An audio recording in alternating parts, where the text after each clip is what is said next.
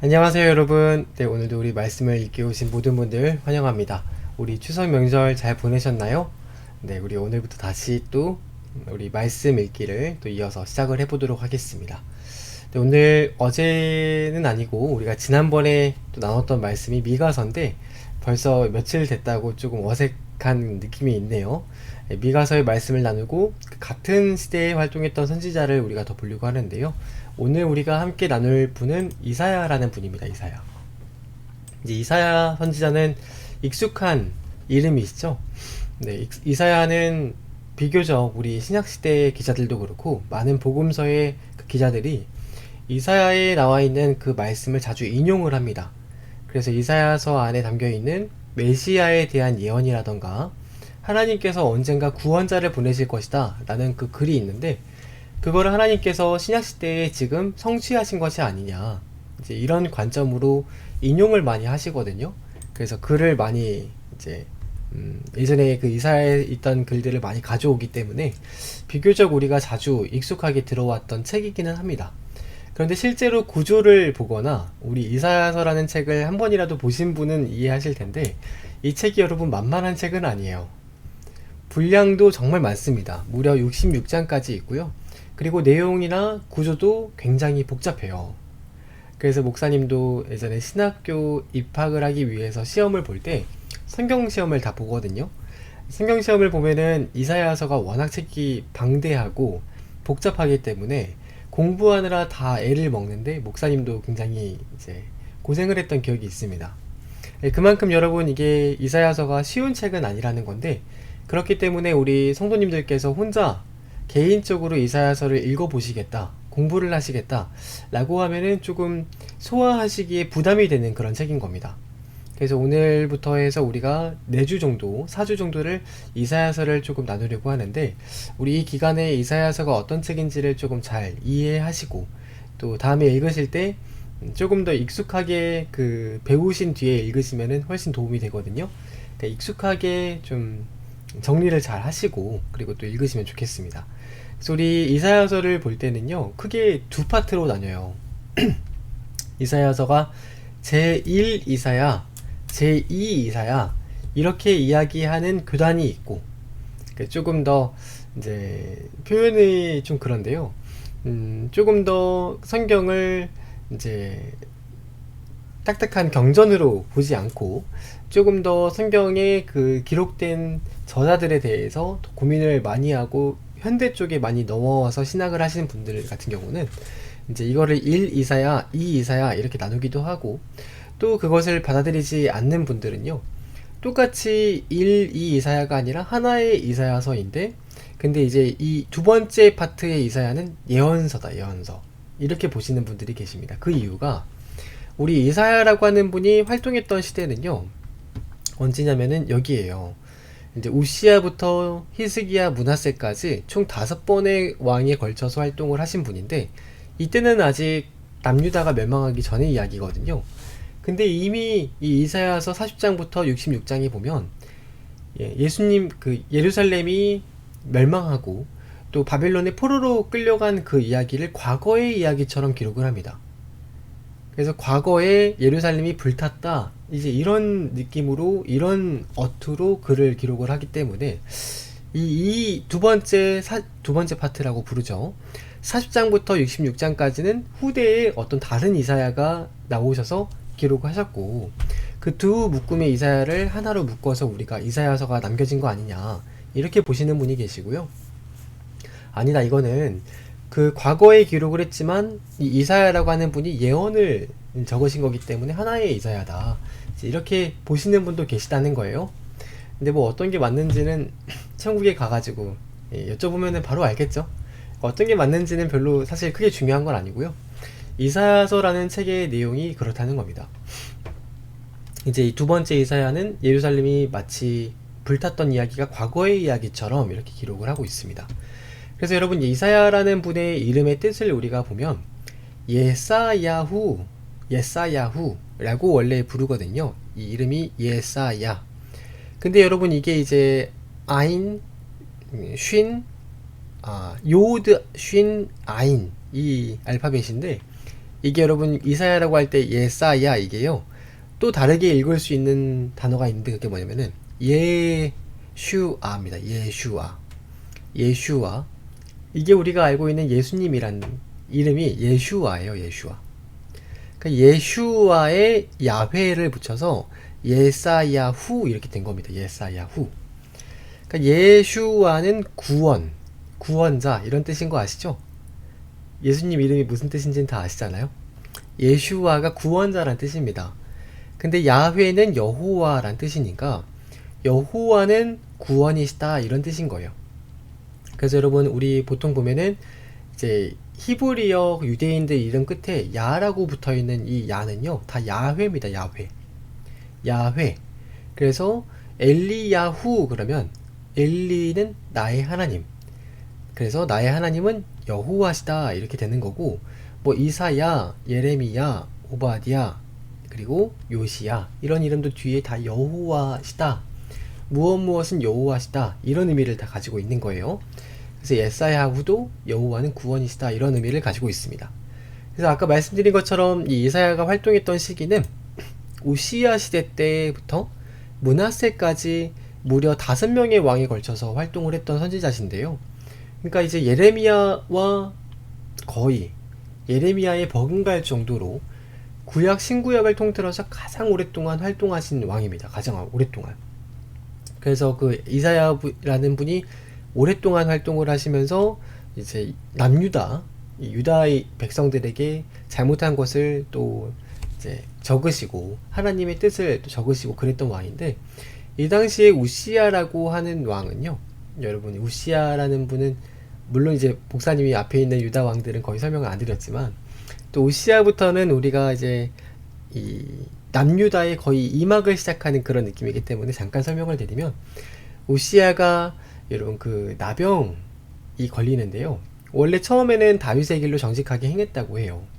근데 이제 조금 잘하니까 나중에 교만해져 가지고 그 자기가 제사까지 지내겠다 라고 해서 하나님의 제사까지도 고집을 부려 가지고 자기가 지내다가 결국에 하나님께서 이 나병에 걸리게 하시는, 한센병에 걸리게 하시는 그런 불행한 인생을 삽니다. 그래서 이 사람은 아직 죽지 않았는데 자기 아들인 요담이라는 아들이 25살에 왕위에 먼저 올라가요. 먼저. 아직 아버지가 살아있지만 이 한센병에 걸려가지고 사람들에게 대외적으로 드러나지는 못하고요. 요담이라는 아들이 일찍부터 25살 때부터 왕위에 올라서 이제 왕위를 하는 그런 시대입니다. 그러니까 이제 선지자가 이때 보면은 많이 나타나거든요. 아하스도 악한 왕이고요. 므낫세가 정말 악한 왕이에요. 근데 보시면은 히스기야는 좀 잘했던 왕인데, 이런 시대들을 쭉 볼 때 북이스라엘도 마찬가지고 남유다도 마찬가지고 선지자들이 많이 등장을 하잖아요. 그러니까 선지자들이 많이 나타나는 시대는 그 시대를 살아가는 사람들이 악한 시대이기 때문에 하나님께서 그 악한 시대의 사람들에게 회개를 촉구하시고 또 그 잘못을 지금 행하고 있는 악을 돌이키게 하시고자, 지적하시고자 선지자를 많이 보내십니다. 그래서 여러분 선지자가 많이 나타나는 시대는 좋은 시대는 아니에요. 회개와 각성이 필요한 시대지 잘 되는 시대가 아닌 겁니다. 그래서 선지자가 많네 해서 좋은가 보다 이렇게 생각하시면 오해인 거예요. 오해. 그래서 여러분 우시야 시대부터 므낫세까지 이사야가 활동을 했는데, 이때 여러분 이사야 시대 때는요, 우리 앞에 보시면은 미가도 이때 활동을 했잖아요. 그 미가 선지자가 했던 이야기 기억나시죠? 네, 미가도 그 시대의 그 지도층들, 그래서 많이 권력을 가지고 있는 그런 사람들이 얼마나 타락하고 부패하고 또 사치하고 교만하고 그런 모습이 있는데, 그 지도층들에게는 아무리 가서 이야기를 해도 듣지 않으니까 미가라는 선지자가 백성들에게 가가지고 좀 계몽을 시키려고 하는, 그래서 백성들의 그 지도층들의 악을, 그 악한 사회상을 고발하는 그런 이제 설교를 하잖아요. 근데 이사야도 여러분 약간 마찬가지입니다. 이게 여러분 이사야 시대 때 이 우시야부터 해서 므낫세까지 이어지는 사실은 남유다의 마지막 이 종국으로 치닫는 그런 이제 역사적인 상황인 건데, 이때쯤 되면은 한 개인이면 몰라도 범국가적으로 그리고 민족적으로 회개할 수 있다는 그 기대를 하나님도 별로 하지 않으세요. 실제로 이루어지지는 않고요. 그러니까 여러분, 지도층이 부패하고 썩었는데 그 지도층의 부패와 썩어있는 모습을 일반 그 시민들과 백성들이 모르고 그냥 방치해버리고, 정치는 정치고 나는 나, 이렇게 해가지고 그들이 하는 것을 어떻게 이렇게 같이 정치로 그것들을 막아내지를 못하면은요, 그러면 여러분 더 이상 그 시대에 어떤 희망이나 빛이나 그런 게 없는 겁니다. 그러니까 이제 그게 보통 보면은 공의가 사회에서 사라졌다라고 표현을 하는 건데, 뇌물과 불의가 판을 치는 사회가 되면 더 이상 희망이 없게 되는 겁니다. 그래서 하나님께서도 십계명에 보시면은 거짓 증언하지 말아라 이런 말씀을 하시잖아요. 그 거짓 증언하지 말아라 라는 말씀이 거짓말 하지 말아라 이런 차원이 아니라 법정에서 거짓으로 증언을 하지 말아라 이런 뜻인데, 이 법정에서 여러분 거짓 증언하면은 그 사회에 뇌물이 판을 치고, 그리고 돈 먹고 돈 먹기. 그러니까 이제 우리 보통 이야기하기를 돈이 없으면은 유죄, 돈이 있으면은 무죄, 이런 식으로 유전 무죄, 무전 유죄, 이런 불의가 판치면은 사람들이 사회에서 누가 선을 행하게 되겠냐는 겁니다. 선을 더 이상 아무도 행하지 않는다는 거예요. 그래서 여러분, 그 정도쯤 되면은 그 민족 단위의 회개라는 것은 기대할 수가 없습니다. 통제하거나 제어할 수 없기 때문에 그런 사회적인 악이 끝까지 가면은 아무리 하나님 말씀하셔도 말씀을 듣지를 못하고, 또 아무리 그 자각이 있는 신앙인이나 어르신들이 외치시더라도요, 다 우스갯소리로 들어요, 사람들이. 근데 이사야 시대 때 그랬던 겁니다. 그래서 회개와 각성을 하나님은 원하시지만 그게 안 된다는 거예요. 안 된다. 그래서 이사야는 특별한 사명을 받았는데, 이 백성들이 듣기는 들어도 귀가 어둡게 하고, 보기는 보아도 눈이 어둡게 하고, 마음으로 하나님 말씀의 진리를 깨닫지 못하게 만들어라, 이런 사명을 받으셨어요. 그러니까 이제 이사야가 참 즐겁지 않은 사명을 받으신 거죠. 언제까지 그렇게 하느냐? 예루살렘이 멸망해서 텅텅 비어서 사람들이 아무 사람도 들어오지, 왕래하지 않을 때까지, 남유다가 멸망할 때까지 그 은혜의 문이 이제 닫힐 때가 온다, 이렇게 이야기를 하라는 건데, 그러니까 여러분, 그런 걸 생각을 해볼 때 우리에게도 우리가 복음을 전하고 그리스도인으로서 은혜를 경험할 수 있는 시대, 그때가, 그런 여러분, 우리가 은혜가 주어지는 그런 때가요, 무한정 주어진 게 아니라 모든 것은 다 하나님의 때가 있다는 겁니다. 때. 그래서 지금 우리가 감사하게 이렇게 또 사회주의, 공산주의가 아니라 민주주의 안에서, 자유주의 안에서 감사하게 하나님께 예배하고, 또 하나님의 말씀을 듣고, 또 은혜를 경험하는 이런 시대를 살고 있는데, 이런 시대가 여러분 언젠가 되면은 언제 문이 닫힐지를 모른다는 거예요. 그 사람들이 하나님 말씀을 회개하지 않고, 또 그 자기들이 행하고 있는 죄악상을 돌이키지 않고, 또 하나님께 다시 돌아오지 않으면, 그러면은 그 은혜의 때가 무한정 열려있는 건 아니라는 겁니다. 그러니까 우리가 있을 때 잘하자, 이런 말이 여러분 실제인 거예요. 진짜로 실제. 지금 이스라엘이 그렇다는 건데, 아무리 그 시대의 사람들에게 선지자가 나타나서 하나님 말씀을 전하고, 또 우리가 어떻게 살아야 할지 성경의 말씀을 가르쳐도 회개하거나 뉘우치지 않으니까.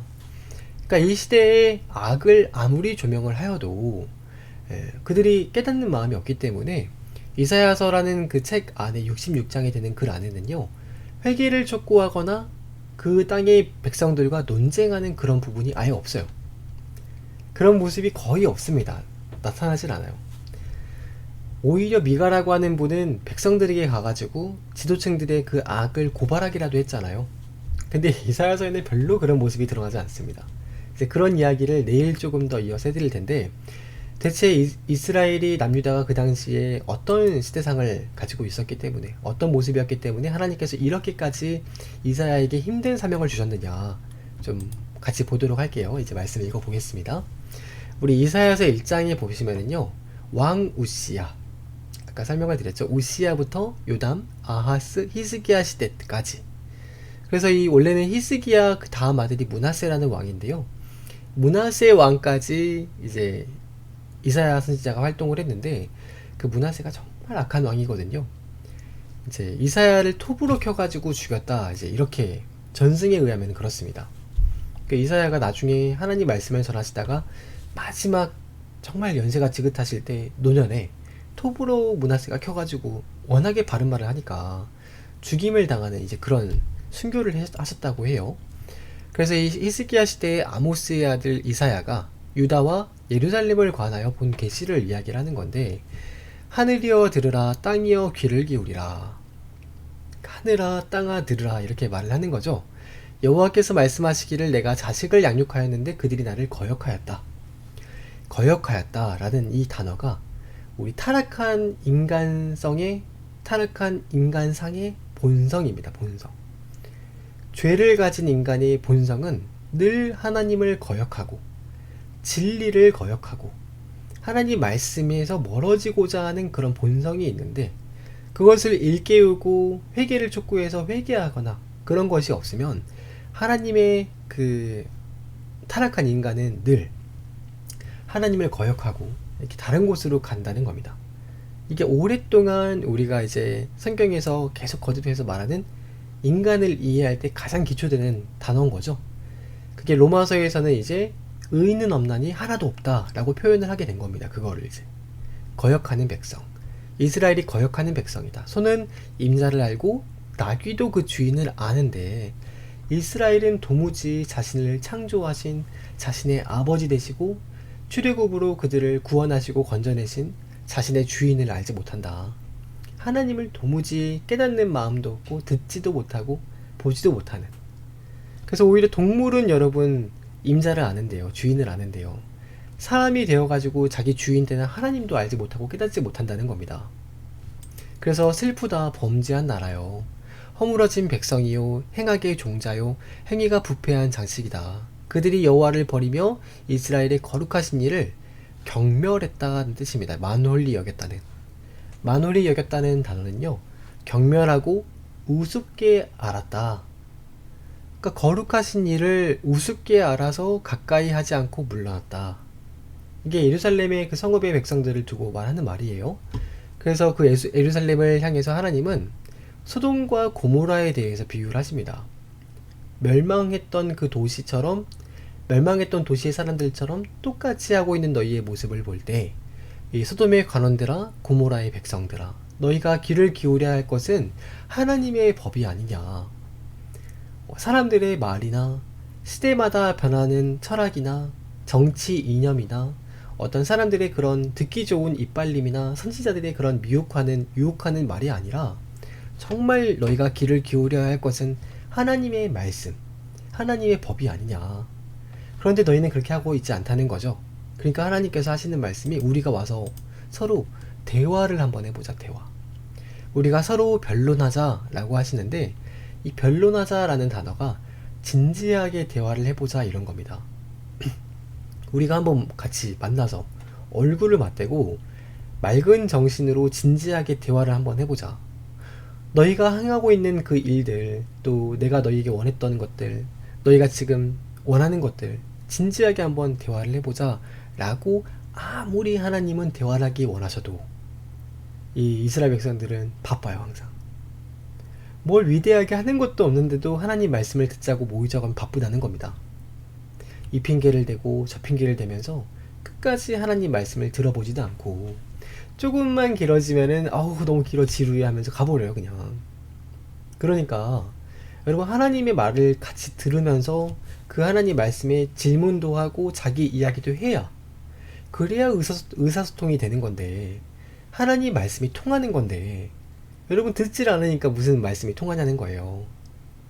변론하자고 아무리 하나님께서 진지하게 대화 한번 해보자 해도 바쁘다는 거예요. 그냥 바쁘다, 시간이 없다, 못한다, 그러니까 듣질 않습니다.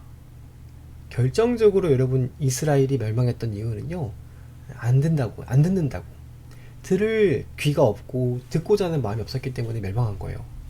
너희는 스스로 씻으며 스스로 깨끗하게 하여 내 목전에서 너희가 행한 악한 행실을 버리고 행악을 그치라. 그래서 여러분, 행악을 그치고 회개하는 게 뭐냐? 이 17절입니다. 17절. 선행을 배우며 정의를 구하며 학대받는 자를 도와주고 고아를 위해서 신원하고 과부를 위해서 변호하는 것. 여러분, 선행을 하고 정의와 또 학대받는 자를 도와주고 고아를 변호하고 과부를 변호하는, 그들을 향한 마음, 이게 여러분 참된 회개 경건입니다. 경건. 회개가 스스로를 씻어서 깨끗하게 하다는 뜻이 회개예요. 회개. 자기에게 있는 것을 씻어서 깨끗하게 하다는 표현이 회개인데, 이게 여러분 하나님 보시기에는 이게 회개라는 겁니다. 17절에. 그러니까 진짜 여러분 암송해야 될 암송 문구 구절은 이런 겁니다. 하나님께서 원하시는 회개는, 하나님께서 원하시는 경건은 선을 행하고 정의를 구하고 학대받는 자를 도와주고 고아와 과부를 외면하지 않는 것. 이게 정말 하나님 바라시는 길이다. 여러분, 그럴 때 너희의 죄가 주홍 같을지라도요 눈같이 희어질 것이라는 겁니다. 여러분, 주홍색이 얼마나 진한 색이에요. 근데 그 주홍색이라 할지라도 우리의 죄가, 우리의 상태가 그렇다 할지라도 눈처럼 희어질 것이고, 또 우리가 순종할 때 아름다운 소산을 충분히 먹을 수 있도록 은혜가 끊어지지 않을 것이고, 그런데 우리가 거절하거나 배반하면은 칼에 삼켜지리라. 이게 이제 하나님의 말씀입니다. 보세요. 여호와의 입의 말씀이니라. 그래서 중요한 거는 거절하고 배반하고 이렇게 하지 않고 늘 순종하고 회개의 길을 걸어갈 때 하나님은 은혜를 그치지 않으시겠다, 이렇게 하시는 거죠. 그래서 여러분 21절부터는요 그 예루살렘의 죄를 지적을 하시는데, 신실했던 성읍이 어찌하다가 이렇게 되었는가 하나님 말씀하실 때, 아까 목사님 서두에도 좀 말씀을 드렸던 건데요, 신실하던 성읍이 이렇게까지 되었던 이유는 바로 21절부터 나와 있습니다. 잘 보세요. 신실하던 성읍이 어찌하여 창기들이 모여서 돈을 위해서 자기의 가장 소중한 것까지도 판매하는 그런 곳이 되었고, 정의가 충만하였고 공의가 넘쳤던 곳에 어찌 이제는 살인자밖에 없게 되었느냐. 그래서 신실하던 성읍이 이렇게까지 타락했던 이유가 뭐냐. 너 고관들이 패역하고 도둑과 짝을 지으며 뇌물을 사랑하고 예물을 구했다. 고아를 위해서 신원하는 마음이 전혀 없었고, 과부를 위해서 송사를 수리하지 아니하고, 과부의 억울한 일이 있으면 돈을 받는 사람들의 손을 들어주고, 억울한 일 당하는 사람들이 그 사회에 넘쳐나게 했다는 겁니다.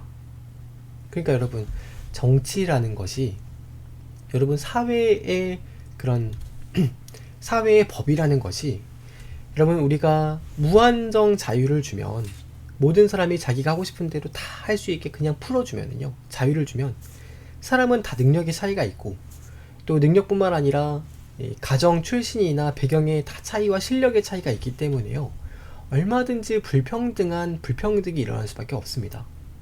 그러니까 어떤 사람들은 자기가 그렇게 잘 벌어가지고 잘 먹고 사는 건데 왜 그 사람들에게 있는 것을 이렇게 세금을 걷어가지고 그래가지고 이렇게 더 힘들게 하느냐, 그 놔둬라, 이렇게 하시는 분이 계시는데, 그게 여러분 하나님의 뜻이 아니에요. 잘 보세요.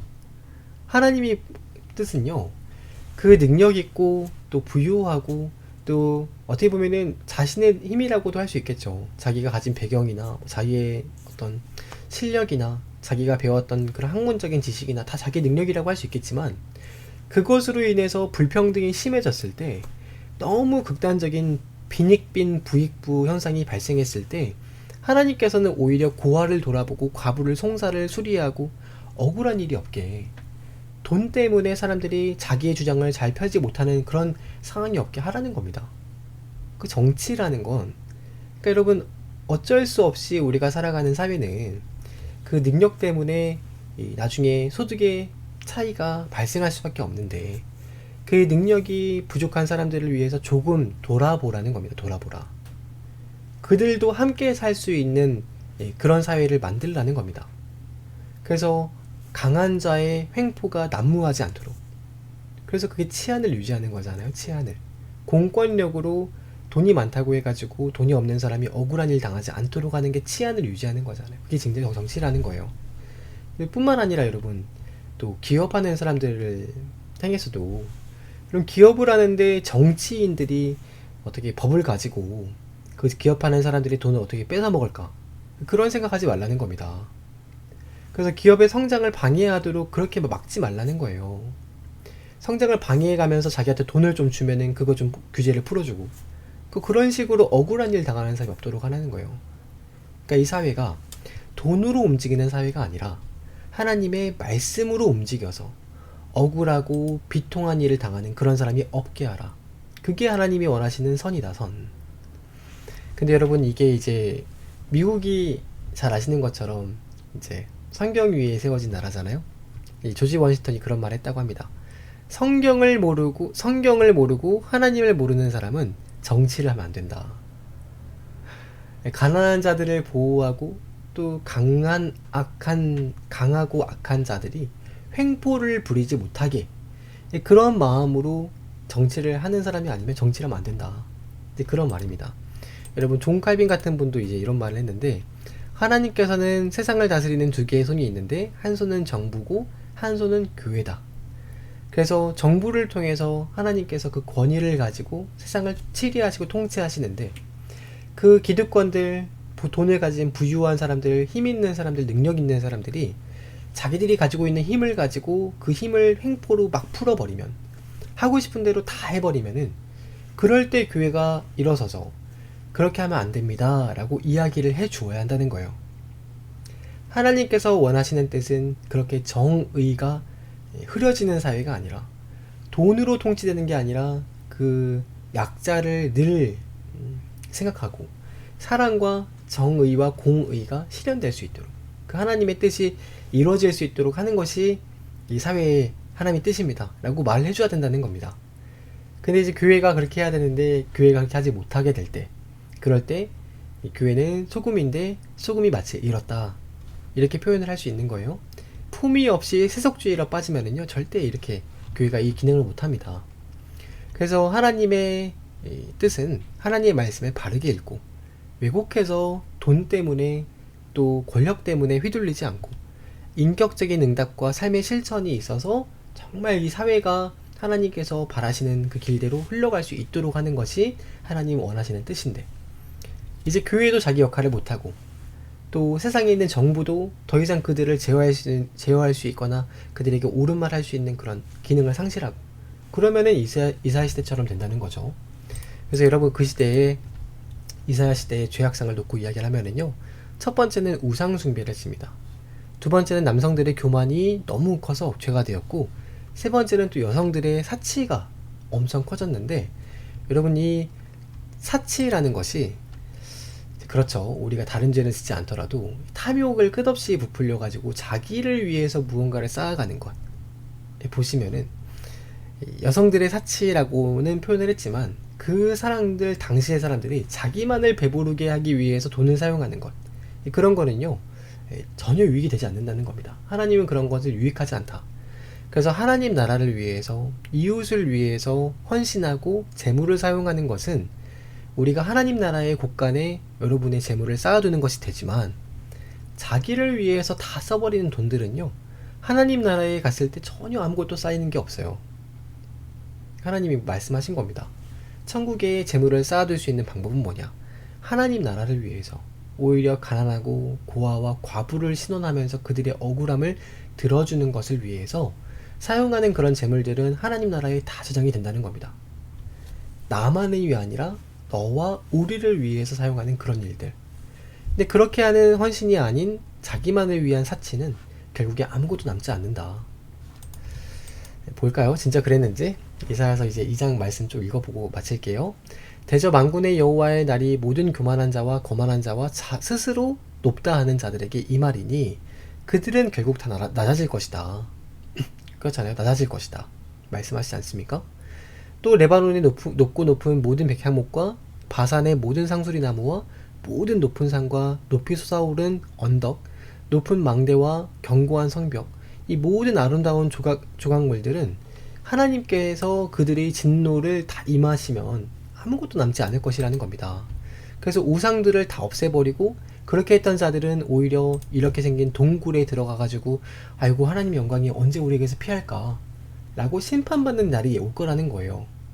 그러니까 자기만을 위해 쓰고 자기만을 자랑하는 자들 뿐만 아니라, 하나님 말씀하시기를 시온의 딸들이 교만하고 느린 목, 정을 통하는 눈, 아기작거리며 발로 쟁쟁하는 소리를 내는, 그러니까 이게 유혹하는 거죠. 유혹하는 거. 완전 세상 사람과 똑같이 산 거예요, 이스라엘 사람들이. 그런 사람들은 하체를 드러내실 건데, 치욕스러운 일을 겪게 하실 건데, 그들이 하고 있는 장식구들, 파란색이 다 장식구예요. 반달 장식, 귀고리, 팔목고리, 얼굴 가리개, 화관, 발목 사슬, 띠, 향압, 호신부, 반지, 코고리, 예복, 겉옷, 목도리, 손주머니, 손거울, 세마포 옷, 머리수건, 너울, 발목고리. 여러분 이렇게도 자기를 꾸미는 게 많습니다. 그러니까 이런 것들을 하나님은 아무것도 귀한 것으로 보지 않고 다 없애실 것이다. 그래서 그날이 되면 7 여자가 한 남자를 붙잡고 제발 우리에게 와가지고 결혼을 해서 과부 소리 좀 면하게 해달라. 그래서 그때 되면은 교만을 부렸던 사람들이 사치를 하나님께서 다 없이 하셔서 수치스럽게 하실 거라는 거죠. 사람이 남아있지 않을 거라는 겁니다. 그리고 가옥의 가옥을 전토의 전토를 쌓아가면서 땅을 늘리고 투기하고 그렇게 자기 집을 불리면서 억울한 일, 또 청년들, 그런 사람들은 나 몰라라 했던 그런 사람들은 나중에는 그들이 허다한 가옥이 황폐하게 되는, 거주할 사람이 아무도 없는 그런 날이 반드시 올 거라는 겁니다.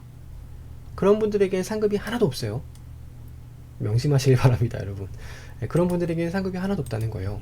그 12절에 보시면은 그들이 연회에 수금과 비파와 소고와 피리와 포도주를 갖추었어도 하나님은 그런 거에 전혀 관심을 두지 않는다. 관심이 아예 없습니다. 그러니까 하나님께서 어디에 관심을 가지고 계시는지, 오히려 여러분 이 땅에서 정말 이 선교사님들의 그런 선교의 삶, 그리고 억울하고 가난하고 또 기회를 얻고 싶어도 이 기회가 주어지지 않아서 그렇게 어려운, 그리고 꿈을 한번 펼쳐보지 못하는 그런 이들을 위해서, 나가 아니라 너를 위해서 그렇게 바라보는 사람들, 그런 삶이 아니면은요 하나님께는 별로 가치 있는 삶이 아닙니다. 아무리 부유하다 하더라도요 하나님께서는 별로 그거를 감흥을 주지 않는다는 거죠. 그래서 여러분, 우리가 하나님께서 정말 기뻐하시는 경건과 회개가 무엇인지 이사야 시대를 통해서 한 번 더 돌아보는 계기가 되시길 바랍니다. 무엇이 영원한 가치가 있는 삶인가 한번 고민해 보시는 시간 되시길 바라고, 우리 내일은 이어서 이사야서 2번째 이야기를 같이 보도록 하겠습니다. 여러분 평안한 밤 되시고 우리 또 내일 이어서 같이 말씀 볼게요. 여러분 안녕히 주무세요. 안녕.